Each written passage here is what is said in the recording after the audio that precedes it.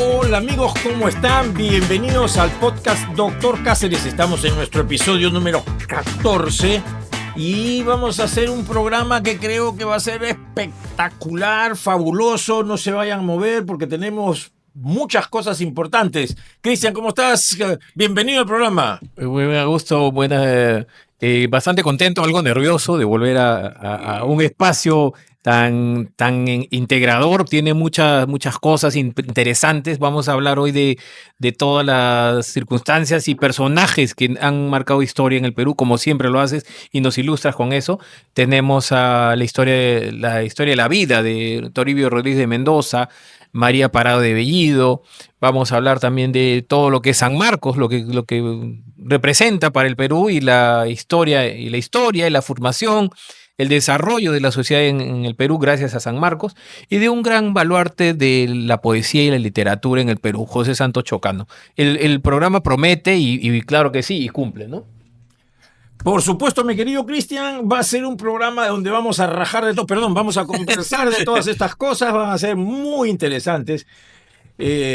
Invitamos a todos para que puedan siempre estar enviándonos todos sus comentarios, todas por las redes. Estamos llanos a contestar todo lo que ustedes nos pongan, a también incluirlo dentro de nuestro programa. Así que muchos de mis amigos y colegas y condiscípulos sanmarquinos me han dicho que tengo que hablar de San Marcos, pero que no puedo rajar. Yo soy sanmarquino, así que tengo el derecho también de rajar, así que no hay problema. Pero no, a ver, vamos a hablar de cosas muy importantes y muy interesantes. Creo que este programa que se lo dedicamos a todos los amigos del Perú, que se lo dedicamos a todos aquellos que creen que el Perú siempre está por encima de sus problemas, siempre es más grande que sus circunstancias y siempre hay una posibilidad y una luz en ese túnel que a veces parece tan oscuro para algunos que aún están transitando por momentos difíciles en su vida. Momentos difíciles que a todos nos toca pasar, pero no hay mejor oportunidad que una gran dificultad para poder sacar lo mejor de nosotros. En tiempos difíciles se hacen cosas grandes. En tiempos fáciles a veces se olvida de la grandeza y se convierte uno en pequeño. Así que vamos a trabajar en este programa con muchas de esas cosas. Y así que arráncale, mi querido estimado Cristian. Sí, la grandeza, acabas de mencionar ese valor tan importante que se refleja y se da precisamente en los momentos más angustiosos, más difíciles de repente, tanto de las personas como de la sociedad. Y la grandeza, este mes es de una grandeza muy particular, es la grandeza de la madre, la formadora del nuevo ser, que luego va a ser un joven y luego un ciudadano, y que se va a integrar ya a una célula que va a formar la sociedad.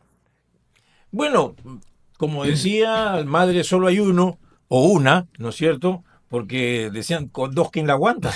¿No? La vieja siempre ha sido pues dura, ¿no? ¿Por qué? Porque tenía que serlo o porque tiene que serlo.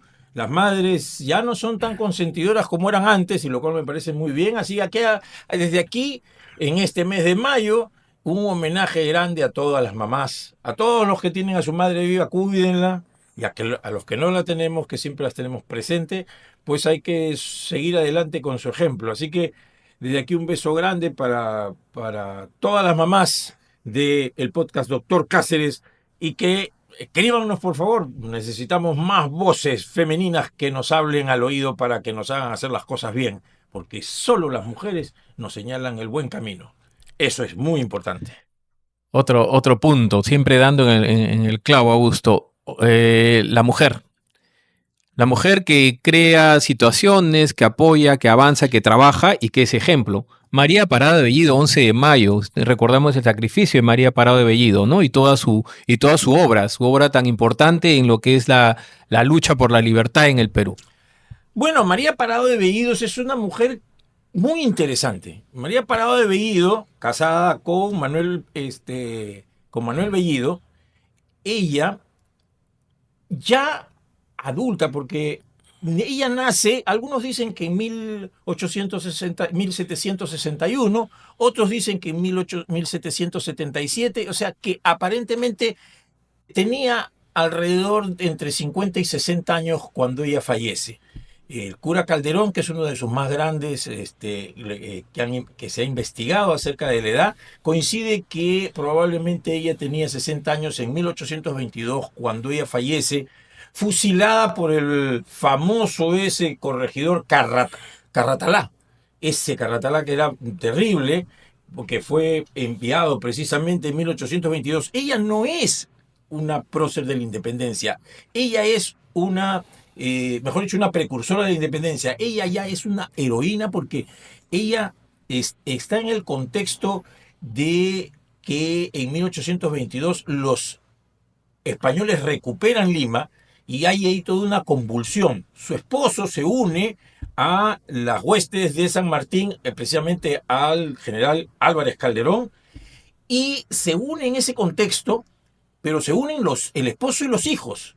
Entonces, el hijo Tomás, que era el mayor, le dice: mamá, yo tengo que ser, porque ella no quería que se vaya tenía miedo, por supuesto, como toda madre. Entonces, pero él la convence de que tenía que hacerla, que tenía que seguirla. Así que el problema es que ahí es donde ella actúa haciendo, alguna manera, enviándole al padre, a su esposo y al hijo, enviándole información de lo que sucedía con las huestes realistas en esa época. Entonces, Una labor de inteligencia. es una labor de inteligencia, ¿no? Es ahí donde ella era una mujer que no sabía escribir.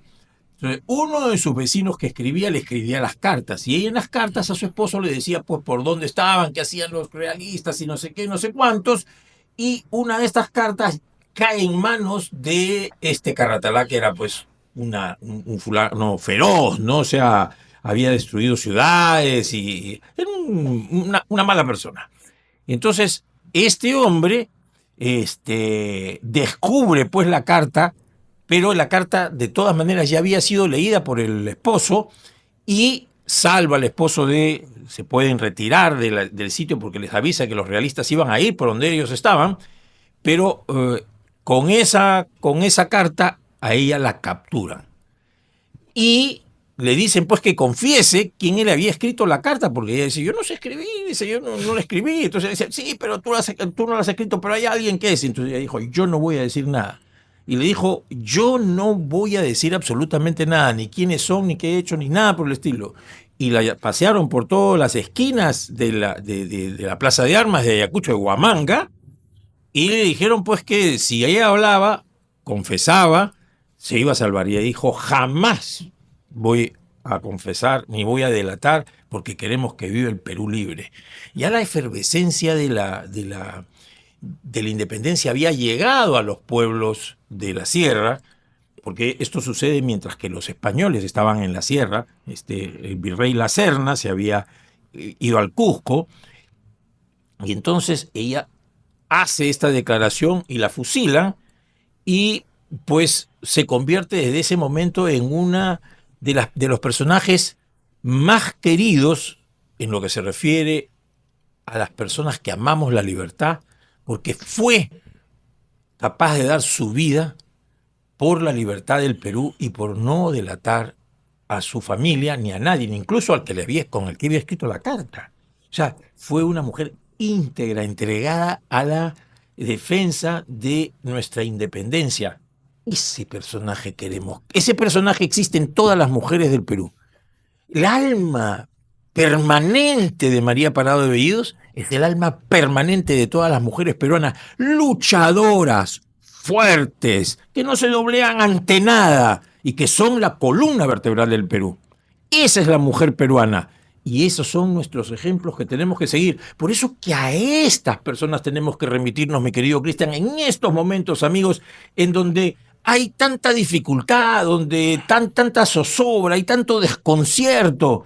Y entonces tenemos que recurrir a estas personas que incluso, que es importantísimo, no sé si a nosotros nos pudiera suceder que seríamos capaces de darle la vida. Esa es la pregunta, ¿no? ¿Cuántos de nuestros políticos actuales podrían dar dar todo, tener esa entrega Ninguno, con ese valor. ninguno. Me la juego doble contra sencillo. Ninguno. No, estos tiempos no tenemos ninguno de nuestros políticos Y es una actuales. pena realmente, es una No, pena. sí, o sea, en realidad, pero más allá de que ellos vayan a entregar la vida física, lo que queremos es que entreguen la vida material que tienen al servicio, porque la política es, en general, es un apostolado.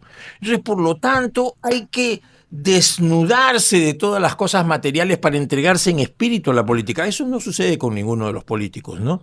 Y entonces, alguno con la licencia de que pueda haber alguno que sí, ¿no? Yo quiero acá descartar, para no ser categórico.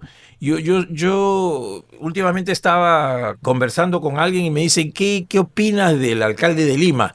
Yo digo, hay una de las cosas de los políticos que escuché el otro día, que los políticos tienen que venir a educar, ¿no? O sea, tienen que hacer docencia, ¿no?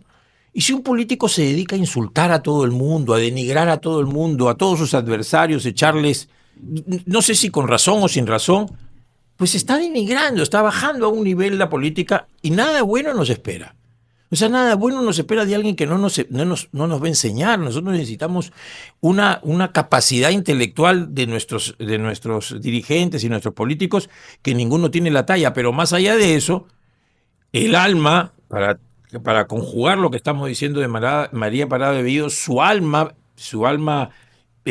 permanente, que está indivisible de María Parada de Bellido, es la continuidad de todas las mujeres, de nuestras madres, de nuestras hermanas, de nuestras esposas, de nuestra familia. Ellas son la columna vertebral de todo este Perú que se sostiene aún. Sin las mujeres del Perú no habría Perú, por lo menos no el Perú que nosotros tenemos y que queremos. Así que un homenaje grande a María Parada de Bellido y recordarla, como siempre debemos de tener a estas personas que han hecho de este Perú un lugar mejor para vivir. Así es, Augusto. Otro de los personajes de los que te pido que nos hables, por favor, también es de Alejandro Toribio Rodríguez de Mendoza. Un personaje ilustre, chachapoyano, de la tierra de mi padre, sacerdote, educador peruano, fue rector del convictorio de San Carlos y que fue considerado también una suerte de sabio, ¿no? Era experto en matemáticas, física, astronomía, aunque hay que considerar que en aquella época pues los intelectuales manejaban todas estas ciencias y muy bien, cosa que no encontramos en estos tiempos, y que fue muy, digamos, estuvo imbuido de las ideas de la Ilustración. ¿Qué podrías mencionarnos de él? Mira, yo creo que fue uno de estos grupos que son vamos a decir, que representan la intelectualidad de la independencia, ¿no? Sus ideas muy cercanas a la independencia, porque él se forma en un momento en el cual todas las ideas de la Ilustración llegan y él pues tiene de 1790 en adelante pues todas estas ideas liberales que las llevó al Real Convictorio de San Carlos, que las llevó a San Marcos, porque él llegó primero vicerrector y después rector de San Marcos, y fue uno de los constituyentes en 1822, ya mayor, ¿no? Él muere en 1825 a los 75 años de edad, ¿no? Pero deja a todos sus alumnos como los constituyentes, los que hicieron, o sea, es una pléyade, él formó a una pléyade de los ilustrados que se embarcaron en esta ilusión que fue la independencia del Perú. Fue más una ilusión, mi querido Cristian, que un proyecto nacional. Yo una vez escuché a Alan García, que fue uno de los quizás últimos presidentes intelectuales que hemos tenido, que para él el primer proyecto nacional fue la independencia, pero no fue un proyecto nacional porque no hubo desde mi punto de vista, no hubo una conjunción. Para que tú hagas un proyecto tiene que haber toda una serie de circunstancias que hagan que tú armes algo para que desarrolles algo.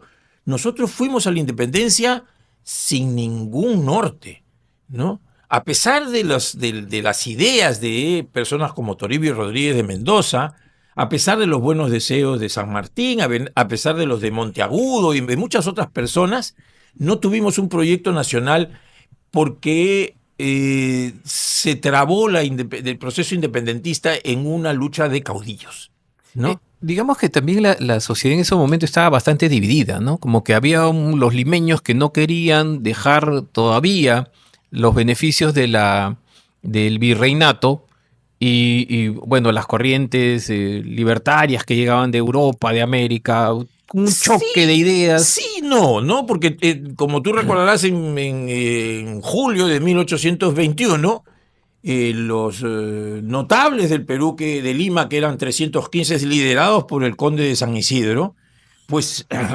declararon la independencia. O sea, hubo una conjunción, pero lo que no hubo es un proyecto, Cristian. Una diferencia entre ilusión libertaria, ilusión independentista y un proyecto independentista es que en un proyecto independentista todos están de acuerdo en qué cosa tienen que hacer.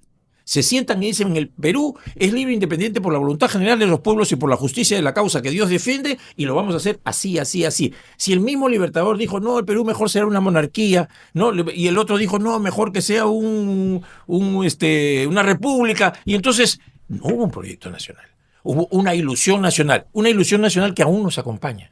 Un proyecto nacional que recién se llega a configurar con la llegada de Ramón Castilla. La República Peruana, y lo ha dicho Basadre, no lo digo yo, empieza verdaderamente con Castilla, es decir, 30 años después. Pero las ideas de estos hombres son ideas que conjugaron esa ilusión y nos encaminaron hacia esta independencia un poco forzada, a pie forzado, y pues desde ahí venimos en nuestros encuentros y desencuentros en el Perú, tratando de consolidar, vamos a decir, de terminar de estructurar la independencia. Por eso que nosotros somos un Perú, un Estado, que no hemos logrado estructurarlo adecuadamente.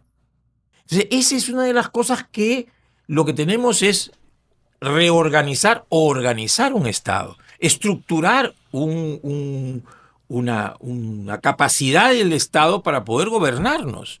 ¿En qué otro momento de la historia republicana crees tú que estuvimos más cerca de poder consolidar un proyecto? Mira, yo creo que estuvimos más cerca de consolidar un proyecto después de la llegada del primer presidente civil, ¿no? Recuerda tú que al coronel Balta lo terminan matando los hermanos Gutiérrez, que eran un par de militares allá en 1872, y de ahí vino el primer presidente civil, que fue Pardo, ¿no? Pero ya estábamos en la entelequia de los empréstitos y estábamos medio gastando más de lo que teníamos, y la guerra con Chile fue una estocada terrible por la espalda, ¿no?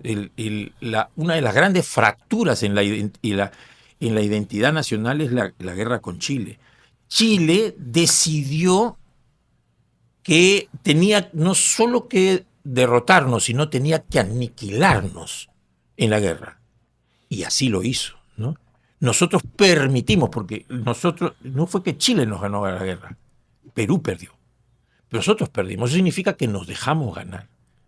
Y no es por falta de valentía, no es por falta de coraje, ¿no? Lo había. Creo que era falta de cohesión también, ¿no? Sí, claro, entre otras cosas, pero era porque se habían dilapidado los dineros, Cristian. O sea, todo lo que había entrado por el guano había entrado por un bolsillo y se había ido por un hueco roto a los bolsillos de otros. Se hicieron grandes fortunas, pero el Estado era un Estado pequeño. Se hicieron empréstitos para construir grandes ferrocarriles que no sabían ni de dónde iban ni para qué iban. Y entonces teníamos ferrocarriles, pero no teníamos porque no había un proyecto nacional, porque no se logró estructurar un proyecto. Y yo te digo, mi querido y estimado Cristian, hasta ahora no tenemos un proyecto nacional. No nos hemos sentado los peruanos a decir, a trabajar todos en conjunto, a formar una élite y con nuestra élite, una élite gubernativa, una élite intelectual, para que nos gobierne, ¿no? Y decirle: por aquí queremos caminar, de aquí debemos caminar, por este sentido tenemos que ir.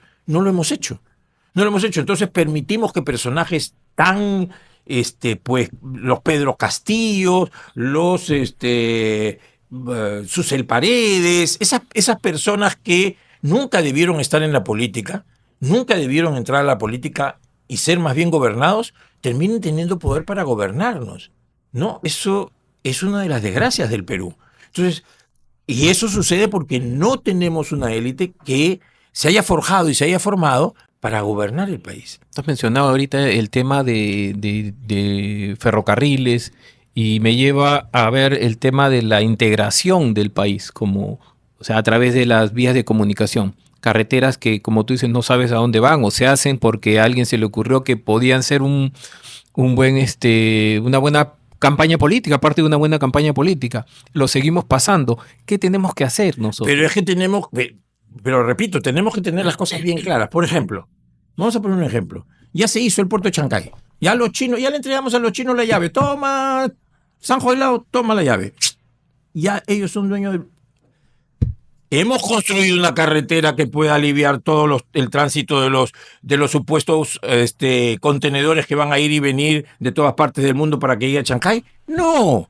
O sea, somos un país que vive de ilusiones y hay otra gente que nos vende la ilusión. ¿Por qué? Porque nos tratan como si fuéramos los indios norteamericanos que nos llevan las baratijas, el espejito y todo lo demás para hacernos creer que con eso nos van a dar cosas que nos van a salvar. Y yo creo que solamente los peruanos podemos salvar a los peruanos. No ni los chinos, ni los americanos, ni los rusos, ni los franceses. Nadie. Todos los que han venido al Perú han saqueado el Perú. Porque todos velan por sus intereses. China está haciendo esto porque nos quiere ayudar, porque somos amigos, culturas milenarias y todo. No, porque ellos tienen que dar de comer a 1.500 millones de personas. Y les interesa a nosotros como para explotarnos, como para sacar las materias primas. Nos van a exprimir hasta que podamos, como los exprimieron a los africanos. O sea, porque no aprendemos de las cosas que suceden. Entonces, el proyecto nacional significa élite. O sea, tenemos una obligación de formar una élite para que esa élite nos pueda gobernar. Por eso te digo, sin ningún término peyorativo, yo no hablo en términos peyorativos, pero no puede ser que la señorita o señora Susel Paredes, el señor Pasión Dávila y otros más de la misma, en ese mismo nivel puedan gobernar el país. Ellos están para que los gobiernen, no para que nos gobiernen. Entonces no podemos entregarle a el gobierno del Perú a enanos intelectuales. Sí, eso no debe suceder, ¿no? Y nos vamos olvidando de las grandes necesidades del Perú y nos vamos olvidando de los grandes hombres del Perú que debieron de hacer y forjar y a los cuales tenemos siempre que mirar como referente con sus cosas grandes y con sus casas pequeñas.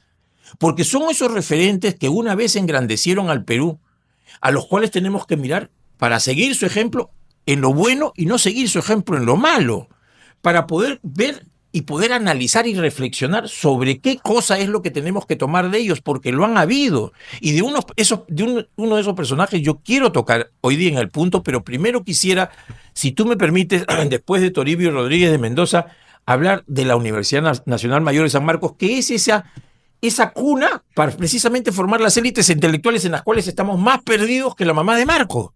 Exacto. Mencionabas el tener una, digamos, una élite intelectual.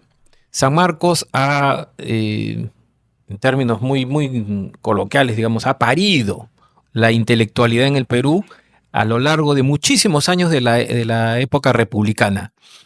Pero estos últimos años, estas últimas décadas, como que hay una disociación, hay un pequeño divorcio entre la academia y el manejo político. ¿Cómo crees o a qué crees que se deba esta expresión? Mira, analizar San Marcos es analizar al Perú. Es muy complejo, ¿no? San Marcos acaba de cumplir San Marcos, y por eso estamos hablando de San Marcos, 474 años desde 1551 en donde fue formada, ¿no? Y creo que ahí está uno de los rectores, de los primeros rectores de San Marcos. Y de estos 474, 222 años vienen siendo, o 223 años, vienen siendo de la vida independiente. O sea, casi la mitad de la vida de San Marcos es del Perú independiente. Entonces, ya no podemos irnos nosotros hacia atrás a la época de la colonia, todo lo que representó San Marcos y toda la institución que fue San Marcos en ese momento y que parió intelectualmente, por ejemplo, a personas como Hipólito Unanue. Vamos a tomar el referente que para mí es, digamos, el referente más importante de San Marcos, que es el enlace entre la colonia, el virreinato y la república, que es Hipólito Unanue, uno de los padres forjadores de la independencia, que en algún momento hablaremos de él.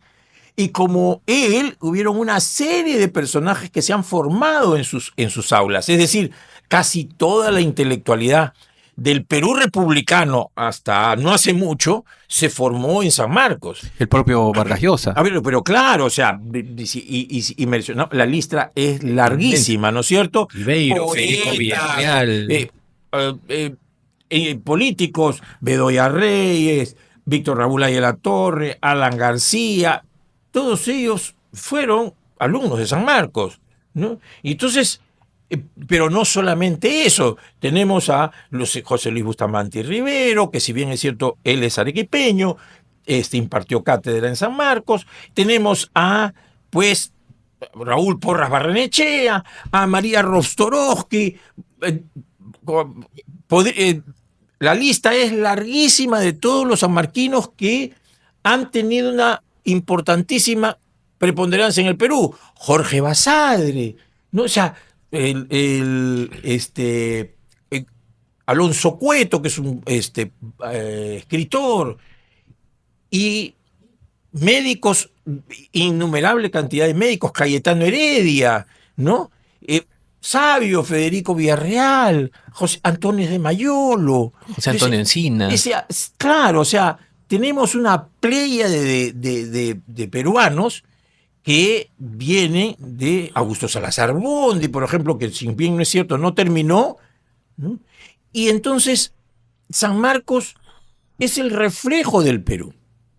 San Marcos sigue siendo, mi querido y estimado Cristian, la primera universidad pública del Perú, ¿no? Si bien es cierto, está en el puesto 190 del ranking último que existe, porque hay varios rankings, latinoamericanos, y la católica está en el puesto 18, o sea, muy, muy lejos del primer puesto, pero las otras universidades públicas y nacionales están detrás de San Marcos, porque San Marcos está en el 180 y los otros están más atrás. Pero ¿qué cosa es lo que ha fallado en San Marcos? Mira, Cristian, yo lo que creo que en San Marcos ha fallado es lo que se llama el I+D+I, que es la investigación, desarrollo e innovación, que es lo que está haciendo desarrollar al mundo a pasos acelerados desde ahora. Creo que otras universidades privadas sí lo han encaminado. Ahí está la Pontificia Universidad Católica, está Cayetano. San Marcos en las áreas de salud sigue siendo la primera universidad, y de eso te puedo comentar después.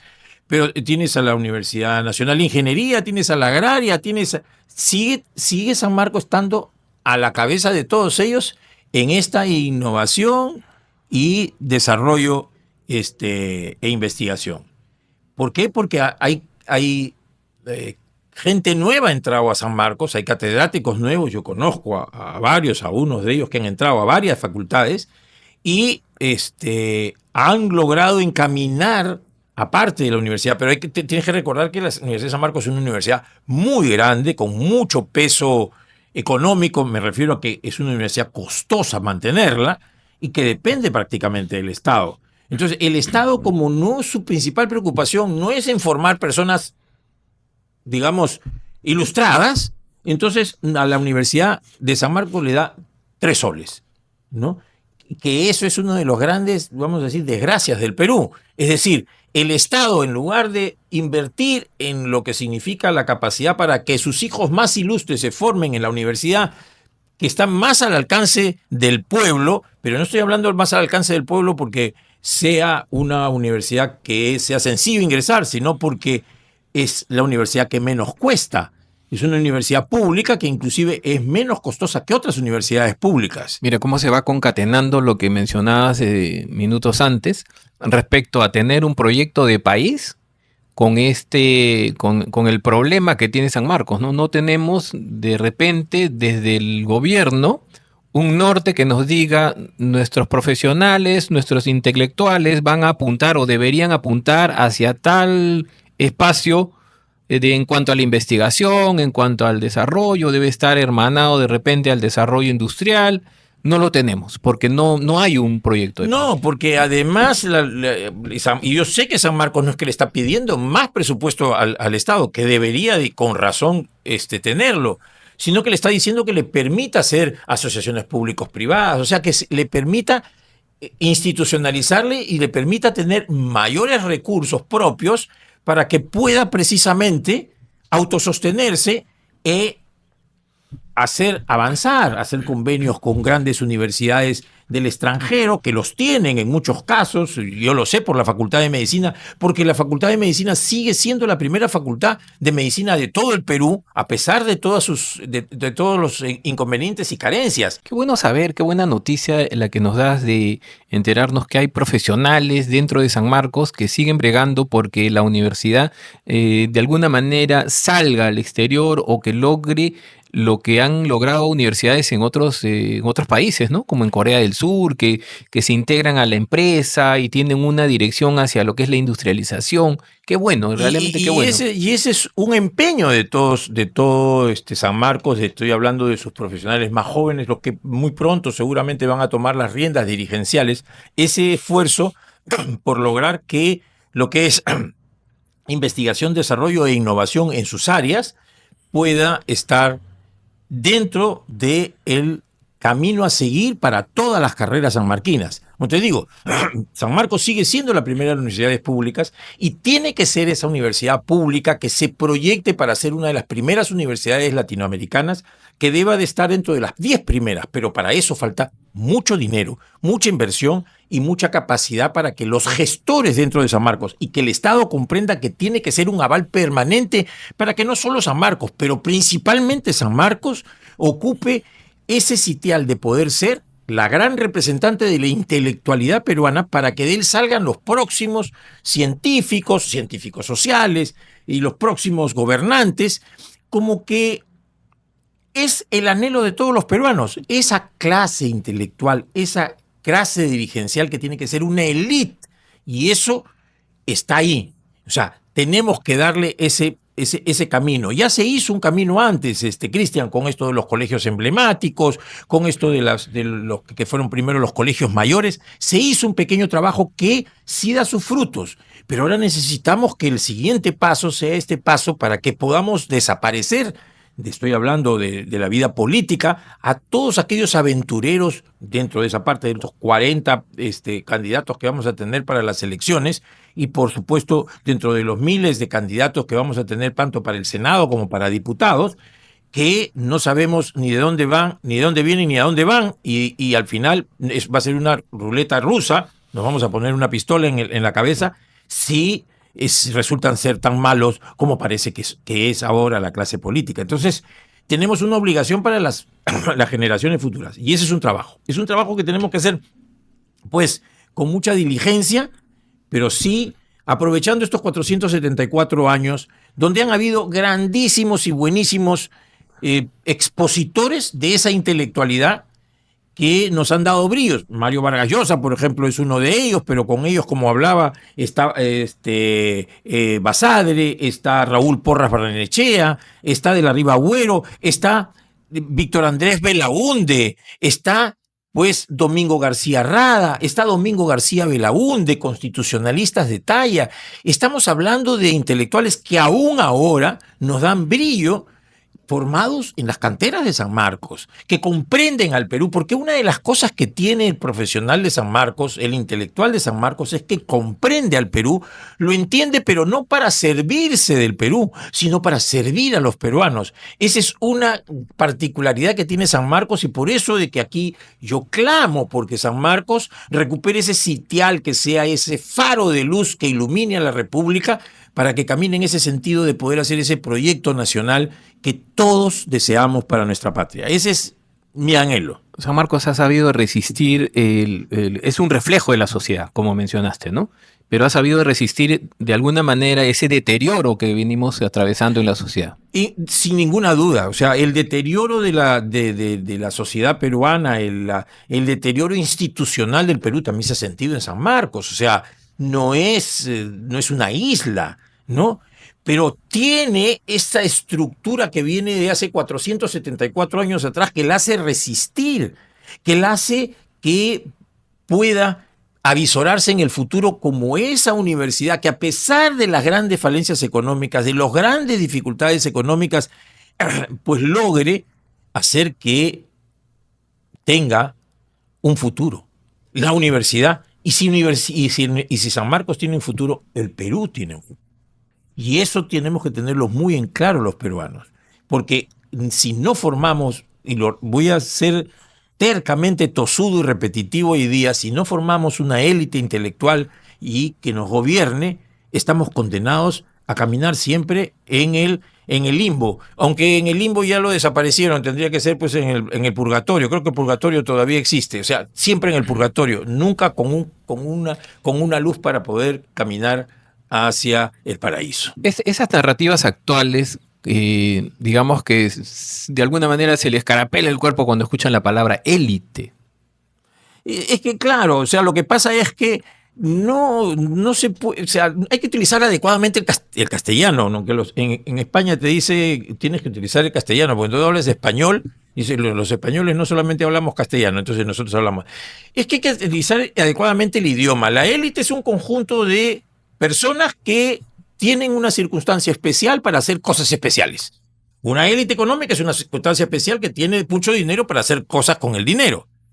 La élite intelectual, para no ir haciendo muchas disgregaciones, es aquellas gentes que podemos formar dentro del país para que guíen al país. Y que no necesariamente están vinculadas al tema económico, ¿no? Estamos hablando simplemente del ejercicio del pensamiento. Absolutamente vamos a decir, el acopio, la multiplicación del conocimiento. Aquellos que nos pueden dar cátedra de conocimiento, pero aquellos que pueden aplicar el conocimiento en función de las necesidades de un pueblo, del Perú. Entonces, nosotros no podemos tener a alguien que vamos a querer hacer pues una irrigación, ¿no es cierto?, y nos construyan una represa que tiene huecos, ¿no? O querramos hacer un puente y nos construyan unos puentes que se vayan a caer. Nosotros necesitamos esa élite que nos construyan bien los puentes, que nos hagan bien las carreteras, que construyan bien las hidroeléctricas, y lo necesitamos ahora, porque necesitamos hacer que este Perú que tiene minería, porque Dios quiso y es grande con el Perú, poder transformar ese oro con una cadena de valor, ese cobre con una cadena de valor para que no se lo lleven todos los chinos. Y los otros países que se lo terminan llevando, se llevan el oro y después nos venden a nosotros baratijas, se llevan el cobre y después nos venden a nosotros el teléfono. Y nosotros el cobre se lo vendemos a 1 céntimo y el teléfono nos lo venden a 3.000 mangos.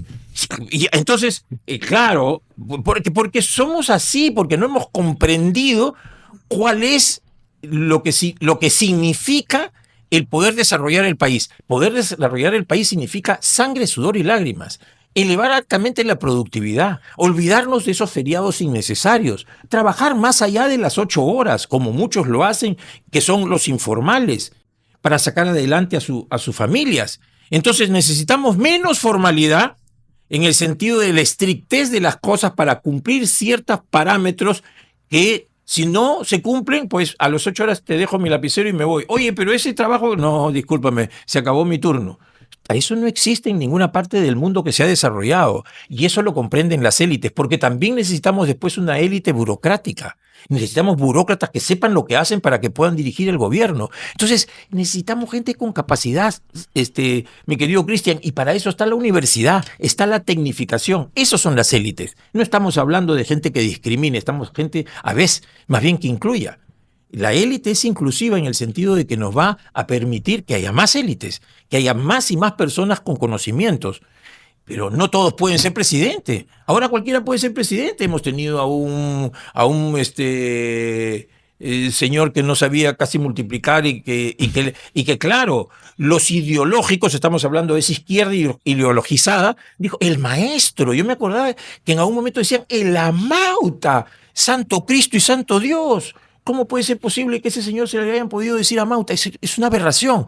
Pero así de desviados están quienes hoy manejan el gobierno. Y es que lo que sucede también es que a ese Amauta y maestro, entre comillas, pues se le busca endiosar, ¿no? Y él se siente feliz y todo el mundo del Perú se siente feliz con que le digan doctor, que le digan ilustre. Por su misma ignorancia, pues, ¿no? La ignorancia es atrevida siempre en todas partes, mi querido Sergio. Y en ese caso, pues, pones, y como decía el dicho, ¿qué sabe el burro de alfajores? Pero le das un alfajorcito al burro y de repente se vuelve adicto al alfajor. Entonces, eso, ahí tenemos que dejarlo. Entonces, por eso es que tenemos necesidad de hablar de estos 474 años, desde 1551, San Marcos debe de ser, junto con otras universidades, por supuesto que sí, debe haber una pluralidad de universidades, pero el Estado debe dar una prioridad a aquellas universidades que forman a las personas del pueblo, para que la élite no sea una élite económica precisamente, no sea el que tiene más dinero, tiene más posibilidades y termina teniendo más capacidad, sino el que tiene mejores condiciones intelectuales lo sea. Y esa es una función de un Estado. Y eso es para que se abra el abanico para todos aquellos que pues han acopiado conocimiento y tienen las capacidades para poder ser nuestros profesionales, médicos, ingenieros, abogados, arquitectos, todas las ramas, bienvenidos sean. Que nuestras universidades tengan ese rigor y ese nivel como sucede en Europa, donde da lo mismo estudiar en una particular que en una nacional. Sí, y claro que sí, hay pues grandes universidades que son pues absolutamente estatales en otras partes del mundo, y hay otras que no son estatales, pero que el costo tampoco es excesivo.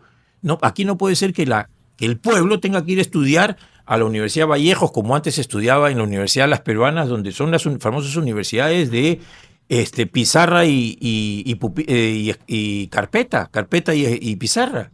¿No? Nosotros necesitamos universidades que tengan la suficiente capacidad para poder tener investigación. O sea, que aquellos que hacen la universidad puedan invertir para que haya tecnología, haya desarrollo, haya innovación y haya investigación. Entonces, ese es uno de los parámetros que hoy necesitamos para que nuestros próximos profesionales nos guíen. ¿Nos guíen hacia dónde? Hacia el desarrollo.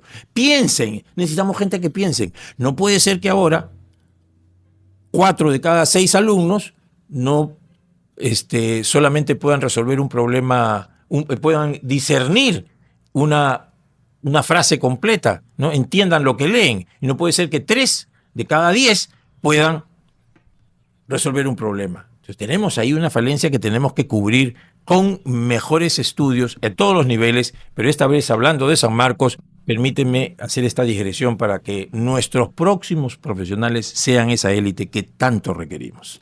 Así es, Augusto. Es un gusto enorme escuchar la pasión con la que hablas. Y me permito usar esta palabra para introducir en este podcast, que siempre nos llena pues, de conocimiento, de sentido crítico también, ¿no? Nos trae un poco a pensar en nuestro país y qué podemos hacer por él.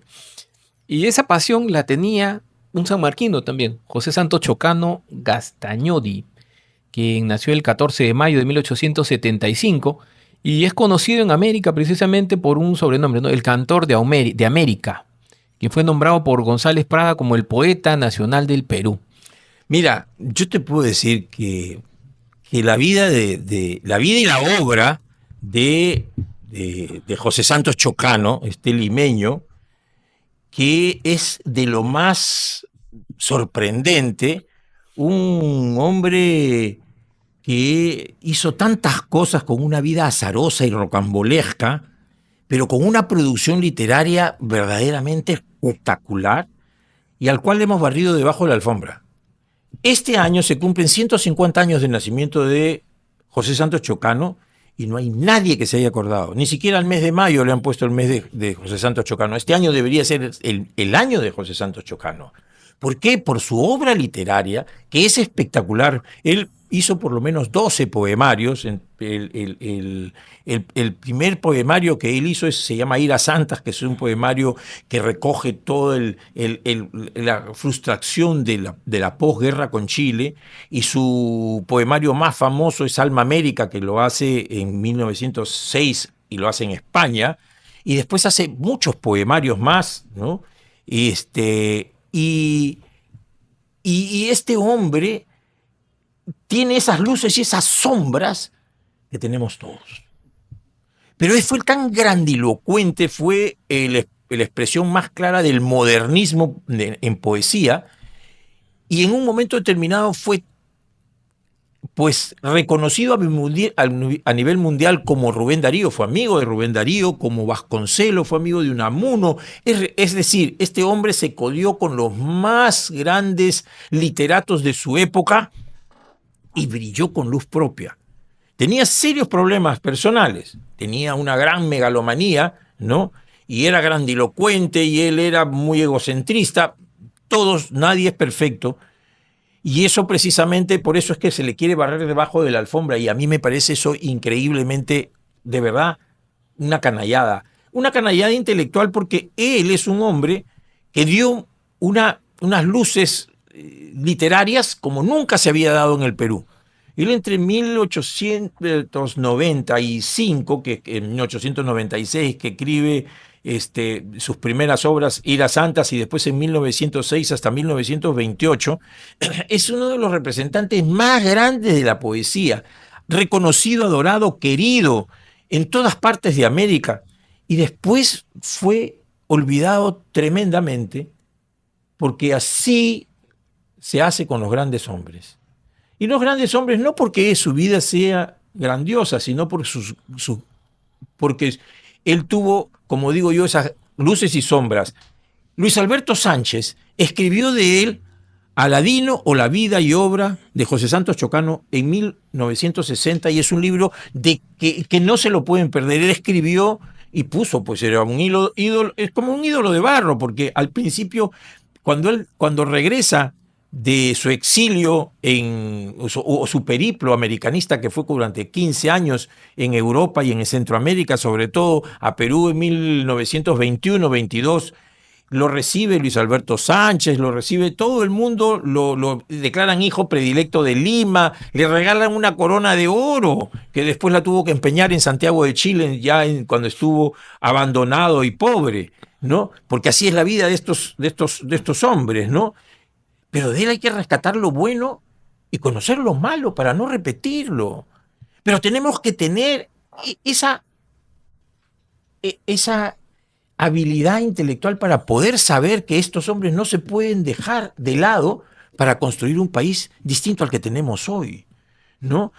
Este hombre a los 20 años estudió en San Marcos, no terminó, pero estudió en San Marcos y se fue a hacer periodismo en un periódico que se llamaba La Tuna, que era un periódico que en 1895, en el segundo gobierno de Cáceres, era opositor a Cáceres al 100%, y Cáceres agarró y lo metió en el frontón, en las celdas subterráneas, esas que estaban ahí mojándose con el agua, y lo tuvo 6 meses ahí. Y salió porque cambió de gobierno. Y el gobierno de Pirola lo trajo, lo acurrucó, y ahí él empieza un poco todo su periplo diplomático, porque él después se convierte en un agente diplomático del Perú, que incluso fue hasta España para hablar sobre el tratado que había con Colombia, porque teníamos ahí el gran diferendo con Colombia. Logró muchas cosas siendo diplomático cuando tuvo la encargatura diplomática, pero también hizo cosas complicadísimas en su vida, ¿no? Estuvo involucrado en una estafa en el Banco de España, donde ahí perdió toda su perdió encargatura diplomática, se fue, y después fue amigo de Estrada, de un famoso dictador. Fue secretario de Pancho Villa. Fue secretario de Pancho Villa, muy amigo de Carranza, ¿no? Y de este Estrada, de este dictador guatemalteco, fue su secretario también, y cuando cayó este dictador a él lo apresaron y lo condenaron a muerte, y solamente la intervención del Papa en ese tiempo era León XV, creo, 14, 15, una cosa así, un león fue. Entonces, o León XIII, y la intervención de el rey de España de ese momento es que lo liberan. Y después se fue a Centroamérica, se casó con unas señoritas guatemalteca, tuvo muchos hijos, de los cuales se ha perdido en el encenaje azul donde brillaba la ilusión, o sea, le hemos perdido el rastro, ¿no? Y él regresa a Perú después de 15 años y lo recibe Leguía, y se convierte en apologético de Leguía. Y él hace un famoso discurso para el centenario de la batalla de Ayacucho, y habla de las dictaduras organizadoras, y él se convirtió en un defensor de las dictaduras organizadoras. Entonces, es ahí donde el famoso poeta, que en algún momento fue su amigo mexicano, habla pues diciendo que era imposible, ¿cómo es posible que se convierte? Hay un rechazo muy grande, inclusive aquí, muchos peruanos, incluyendo Luis Alberto Sánchez, se hacen un comunicado pues rechazando lo que había dicho el José Santos Chocano, que se reafirmó inclusive en sus apreciaciones dictatoriales. Y es ahí en ese tiempo en donde uno de los hijos del ingeniero Elmore, del Morro de Arica, que era un periodista, también medio literato, se encuentra con él que había también participado rechazando sus apreciaciones, inclusive habían tenido un intercambio hasta por teléfono. Se dice que José Santos Chocano lo llamó por teléfono y le dijo, oiga, usted es el hijo del traidor ese de Elmore. Entonces claro, y entonces se encuentran en las escalinatas del Comercio, los dos, y del diario El Comercio, y ahí Elmore, molesto por todo, le pega un golpe, una cachetada, y saca una pistola y le mete un balazo en el abdomen. 2 días después muere Elmore, y él es juzgado, pero con mucha benignidad, porque estábamos en la época de la dictadura de Leguía, del famoso oncenio. Lo condenan a 3 años de prisión, ¿no? Y después lo sacan libre antes, porque le da una amnistía el Congreso leguista, pero ya él se queda ahí muy, vamos a decir, compungido, porque ya los peruanos no le daban la importancia por todo lo que había pasado, inclusive. Creo que la intelectualidad peruana, ¿no? Los literatos, una manera de darle la espalda es también levantar, que no era necesario, la imagen también de Vallejo, ¿no? O sea, buscando opacarlo. Sí, y no, lo que pasa es que también ya la época del romanticismo, del modernismo había pasado y estaban cambiando de otras corrientes literarias, ¿no? Yo creo que de alguna manera él hizo muy mal. O sea, no se puede soslayar, ¿no? Porque inclusive él escribe un libro que se llama Mi Proceso, de 3 tomos, en donde defiende a sangre y fuego lo que había hecho con este señor Elmore, que no se puede justificar, ningún asesinato se puede justificar. Se le atribuye la frase, ¿no? Cuando lo cuestionan por haberle disparado y él dice, no, nunca iba a permitir que la fuerza bruta venciera la inteligencia. Sí, saqué mi pistola. Claro, no, o sea, definitivamente es por eso que tenemos que estudiarlo. Es por eso que no podemos permitir lo que él dijo, ¿no? O sea, una cosa es, hagan lo que yo digo, no lo que yo hago, ¿no es cierto? Pero se equivocó y por eso se fue a Chile, y en Chile le fue muy mal en Chile. Al último se terminó uno de estos, rara gente le dijo que había un tesoro en el convento de los jesuitas en Santiago, él le vende la idea, ¿no? Y él se dedica a buscar ese oro, y después uno de los que estaban buscando con él el oro, que era un esquizofrénico, lo mata en un tren de una puñalada, creyendo que él se había quedado con el tesoro, y muere a los 58 años en la miseria en Chile, ¿no? Pero yo quiero, mi querido Cristian, rescatar la figura de este hombre, que debería de ser, por eso mismo debería de ser el año de José Santos Chocanos, para aprender de todo lo bueno que él hizo y de todo lo malo que él hizo. Porque son esos peruanos, porque él era un peruano grandilocuente, un peruano con mucho ego, que él mismo se nombró el poeta de América. No fue González Prada, él se nombró, se autoproclamó. Y así lo era, porque era amado, fue amado en toda América.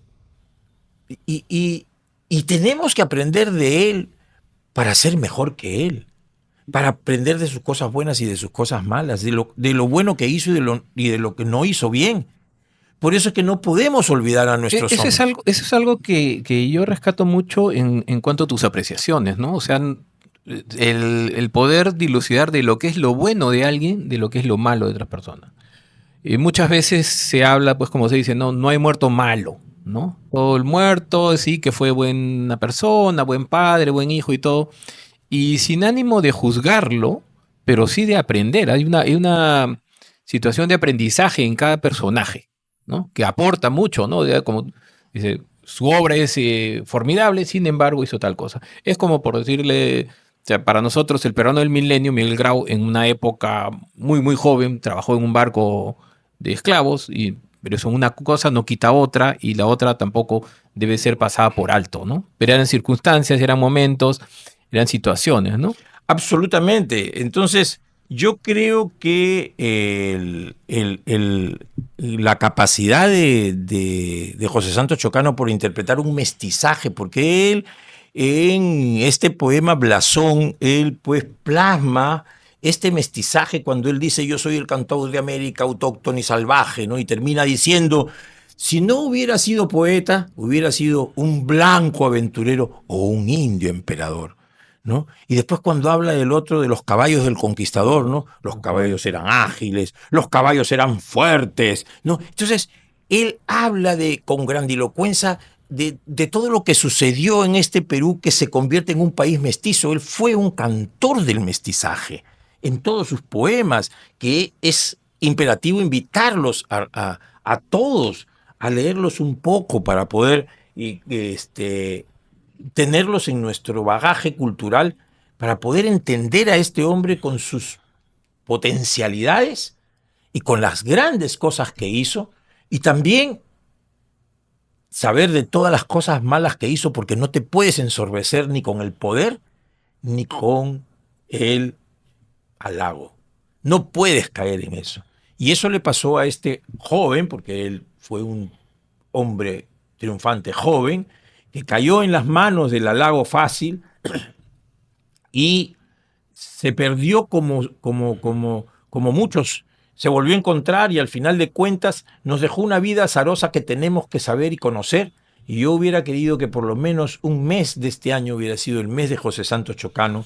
Hubiera querido que sea el año de José Santos Chocano para poder decir el año de José Santos Chocano, lo que debemos aprender de él, lo bueno y lo malo, para hacer lo bueno y dejar de lado lo malo. Creo que eso nos debe llamar la atención en cuanto a este personaje que también fue sanmarquino y que hizo, si tú ves esa foto, era se creía, ¿no es cierto? Se votaba, ¿no? Se creía, era intelectualmente, pero no puede ser. Lo más grande que tiene un intelectual es la humildad. Lo más grande que tiene un intelectual es la humildad. Ningún intelectual te va a decir que lo es. Solamente te va a decir... Con un ego extraordinario, ¿no? Sumamente, ¿no? O sea, hasta, como dicen, genio y figura, hasta la sepultura. Él se encuentra enterrado, fue traído de Chile, donde falleció en 1965, y se encuentra en el cementerio Presbítero Maestro, en una tumba de 1 metro cuadrado. Sí, porque él murió en 1934. Ahí lo asesinó Bruce. Pero él pidió ser enterrado de pie. Entonces, él vino al presbítero Maestro, lo trajeron en esas fechas, en las que tú dices, y lo enterraron de pie. Él está enterrado de pie. Un hombre, vamos a decir, vamos a decir, totalmente, ¿no? Quiero leerles un poema de él, ¿no? Un poema que no es muy conocido, pero que refleja todo lo que él hizo. Miren, dice así. Si me permites, Cristian, dice, hace ya 10 años que recorro el mundo. He vivido poco, me he cansado mucho. Quien vive deprisa, no vive de veras. Quien no echa raíces, no puede dar frutos. Ser río que recorre, ser nube que pasa, sin dejar recuerdo ni rastro ninguno, es triste. Y más triste para quien se siente nube en lo elevado y río en lo profundo. Quisiera ser el árbol, mejor que ser ave. Quisiera ser leño, mejor que ser humo. Y al viaje que cansa, prefiero terruño. La ciudad nativa con sus campanarios, arcaicos balcones, portales vetustos y calles estrechas, como si las casas tampoco quisieran separarse mucho. Estoy en la orilla de un sendero abrupto. Miro la serpiente de la carretera que en cada montaña da vueltas a un nudo, y entonces comprendo que el camino es largo, que el terreno es brusco, que la cuesta es ardua, que el paisaje es mustio. Señor, ya me canso de viajar, ya siento nostalgia, ya ansío descansar muy junto a los míos. Todos rodearán mi asiento para que les digas mis penas y mis triunfos, y yo, a la manera del que recorriera un álbum de cromos, contaré con gusto las 1001 noches de mis aventuras y acabaré en esta frase de infortunio. he vivido poco, me he cansado mucho. Es uno de los versos, poemas, estimados amigos, hermosos. Hermoso. Tiene otro poema al Morro de Arica. Y yo los invito a que lean Alma América, donde está Blasón, donde están los caballos de los conquistadores. Pero les he traído un pequeñito para que ustedes vean la prosa de este hombre, fabuloso y fantástica, que debemos de saber reconocer, como siempre queremos que se reconozca en el Perú, como dijo Clint Eastwood, lo bueno, lo malo y lo feo. Y lo feo. Así que nos quedamos con lo bueno y nos despedimos, ¿no? ¿O todavía tenemos tiempo? Tenemos tiempo. Ah, tenemos qué bueno. tiempo. Ahí nos informan que tenemos un poco más de Tenemos tiempo. para hablar de algo muy, muy importante. La familia. Ah, importantísimo, mi querido Cristian, es fundamental.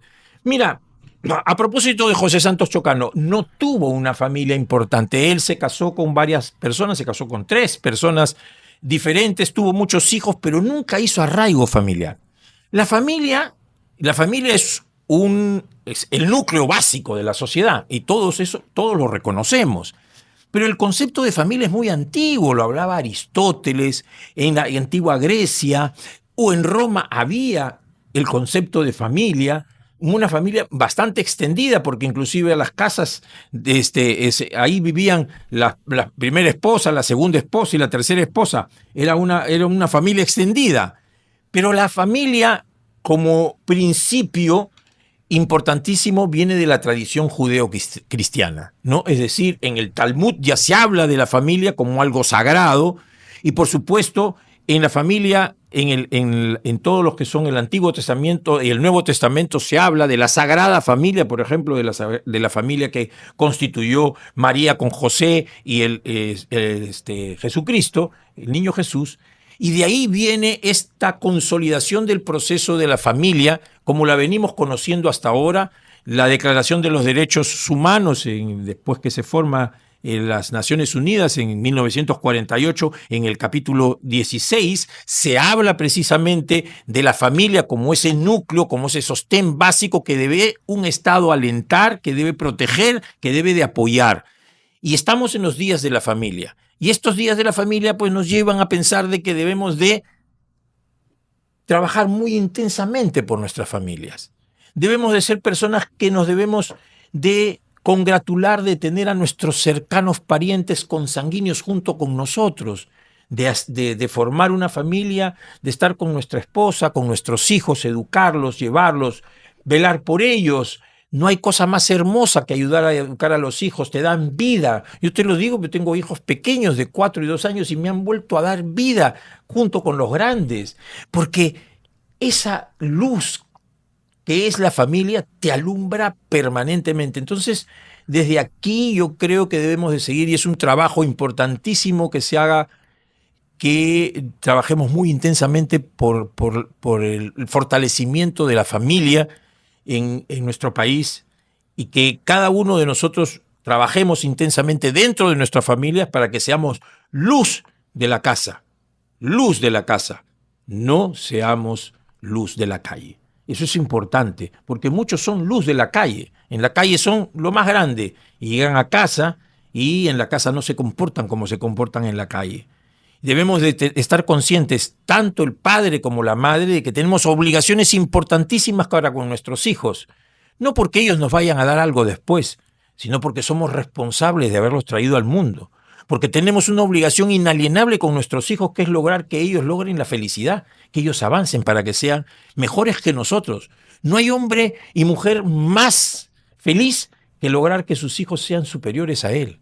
Y eso significa un sacrificio por parte de los padres. Y ese sacrificio es también una felicidad, porque ese sacrificio te da a ti una tranquilidad espiritual que es verdaderamente desbordante. Y por eso mismo es que los hombres de familia, los hombres que aman a su familia, que viven en familia, que resguardan a la familia, van a ser también buenos profesionales, van a ser buenos padres, van a ser también buenos políticos, van a ser buenos dirigentes y buenas autoridades.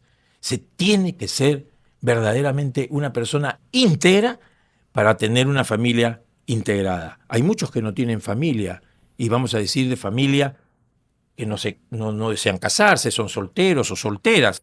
pero tienen familia, tienen padres, tienen hermanos, tienen sobrinos y sigue siendo su familia nuclear. Entonces, más allá de cualquier circunstancia y consideración, la familia es fundamental para darnos vida. La familia es una transmisión permanentemente de vida. Te irradia vida y tú les irradias vida y eso te llena el alma y te hace crecer como persona y vivir y sobre todo, mi querido Cristian, trascender. Porque la trascendencia precisamente viene de todo lo que tú le das a los que vienen atrás tuyo. Y como decía por ahí un filósofo, la patria es el amor a las tumbas y el amor a la cuna. Es decir, el amor a nuestros ancestros y ese amor a nuestros descendientes, a los que nos siguen. Y por eso es que los hombres de familia son patriotas, como todos aquellos que en algún momento defendieron a la patria en las circunstancias difíciles que nos tocó vivir en este periodo republicano del Perú.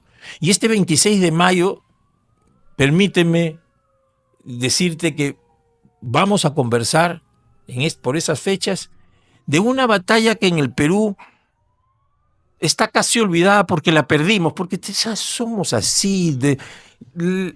La batalla del Alto de la Alianza que se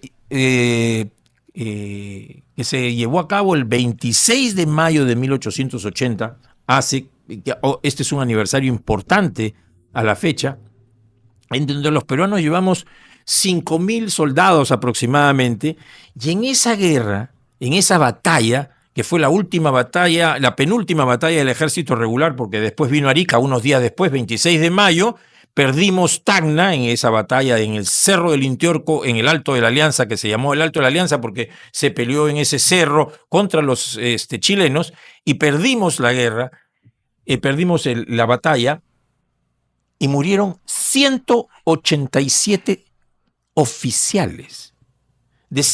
Casi toda la oficialidad del Perú murió en esa batalla.